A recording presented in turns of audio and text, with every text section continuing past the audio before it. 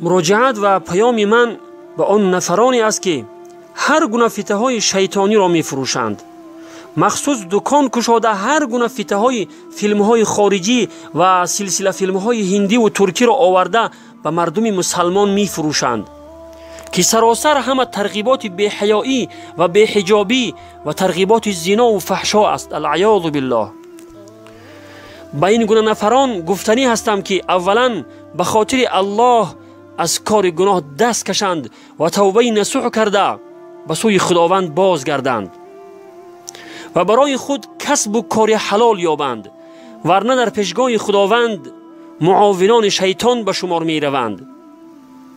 پیش از آن که به فروختن یا خریدن چنین فتنه های شیطانی دست میزنی و مردم مسلمان را و یا خانواده‌ات را به فساد و بی‌حیایی میکشی، خوب به این سخن پروردگارت گوش بیانداز.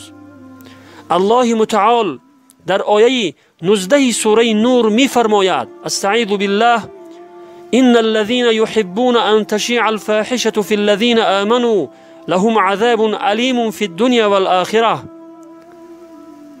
صدق الله العظیم. یعنی بیگمان کسانی که دوست دارند زشتی ها یعنی فحشا و بی‌حیایی در بین مؤمنان پهن شود، برای آنها در دنیا و آخرت عذاب دردناکی است.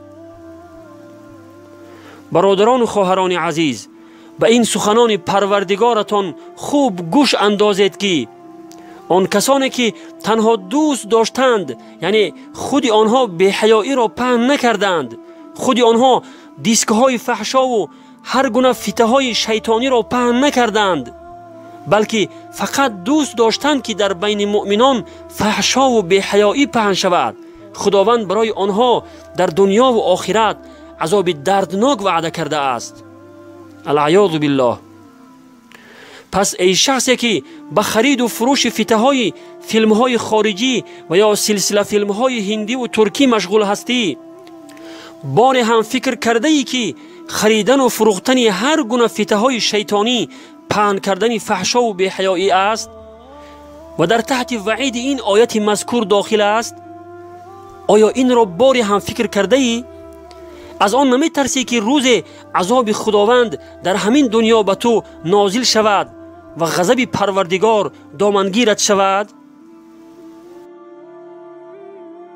برادر و خواهری که به تماشای سلسله فیلم های ترکی و هندی عادت کرده ای، پیش از آن که چنین سلسله فیلم ها را تماشا میکنی فراموش نکن که علاوه بر آن که خدا و آفریدگارت را ناراض میکنی، باز خود را اسیر کسانی میگردانی که آنها به مثل مواد مخدر، نوشاکی های اسپریتی، سیگار و غیره میلیون ها انسان را اسیر بیزنس خود کرده اند که با جان خود بازار آنها را گرم میکنند. و تو هم که باشی تقوا و دیانت، اخلاق و حیات را و از همه قیمت ترین چیز وقتت را که با دلار و دینار هم هرگز باز نمیگردد، این همه با ارزشترین سرمایه ات را فدای بیزنس این شیادان کرده بازار آنها را گرم میکنی. وقتی انسان یک دو مراتبه آن را استعمال میکند، ارگانیسم انسان به آن عادت میکند و بعد از آن چنین چیزها را خودش طلب میکند و اگر استعمال نکند ناراحت و ناآرام میشود و حتی به درجه میرسد که اگر نیابد خانه را تگ و رو میکند و یا کدامی را مشت و لغت کوب میکند، حتی به دزدی دست میزند، زیورات زوجه اش را میدزدد و فروخته آن چیزی میخواستگی اش را استعمال میکند. ببینید که چقدر انسانها را به خاطر گرم شدن بازارشان به ناکامی و بربادی کشیده اند، چقدر عائله ها را پاش داده اند و چقدر جوانان ما را به کام مرگ کشیده اند. تماشای سلسله فیلم ها نیز عیناً چنین است که وقت انسان قسم اولش را تماشا می کند، تا اگر قسم 150 یا 200 آن را تماشا نکند دلش آرام نمی شود. یک قسمت از آن را وقتی تماشا می کند در جستجوی قسمت بعدی می شود. در کامنتری ها حتی نوشته مراجعت می کنند که قسم 20مش کی می براید؟ قسم 25مش کی می براید؟ بینگرید که شما خود را چقدر خوب به دام این شیادان انداخته اید که شما بهترین سرمایه و با ارزشترین چیزهایتان را فدا کرده بازار اینها را گرم میکنید. در عوض آن به شما چی میرسد میدانید؟ بزرگترین و با ارزشترین سرمایه که شرم و حیا است، آن را از زنان و دختران شما میگیرند که این را آن زمان درک خواهید کرد که آبرو و ناموستان را از دست میدهید. پناه بر خداوند.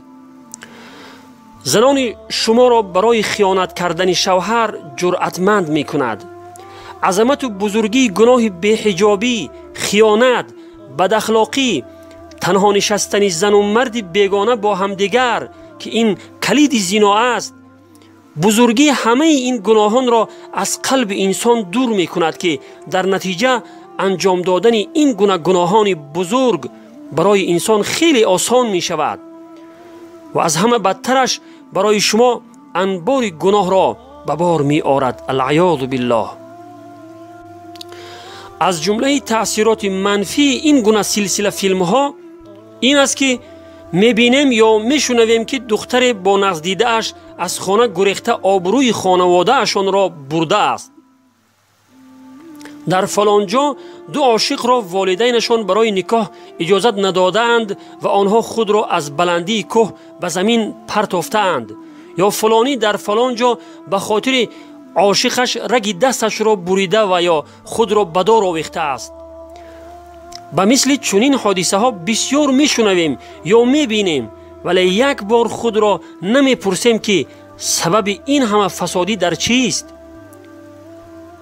انسان چیزی را که ببیند از آن رنگ می گیرد و آن چیز تأثیر منفی یا مثبتش را البته در انسان باقی می گذارد. برادران و خواهران عزیز، شما گمان می کنید که به تماشای این گونه سلسله فیلم ها خوش می شوید، ولی خداوند در سوره بقره می فرماید که شاید آن چیزی که شما دوست می دارید برای شما شر و زیان آور باشد و شاید آنچه را که شما دوست نمی دارید برای شما خیر باشد. در دوام آیت خداوند می فرماید که والله یعلم و انتم لا تعلمون. حقیقت این را خداوند می داند، شما نمی دانید. برادر و خواهر عزیز، از تماشای این گونه سلسله فیلم هایی که شرم و حیا را از زنان و دختران شما می گیرد و جوانان را به فساد اخلاقی می کشاند پرهیز نمایید. آیا برای شما دین و شریعت پروردگار هیچ ارزش دارد؟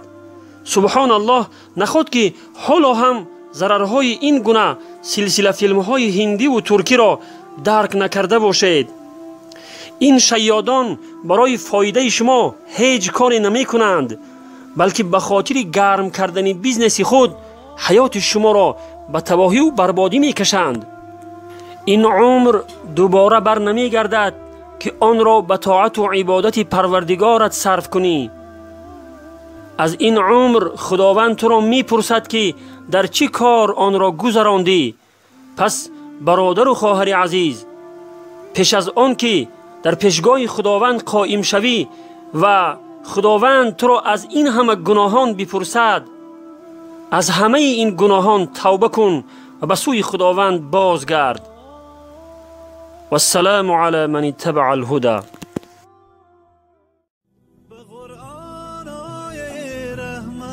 فراوان است ای انسان، بخوان این آیه را تفسیر و معنا کردنش با من.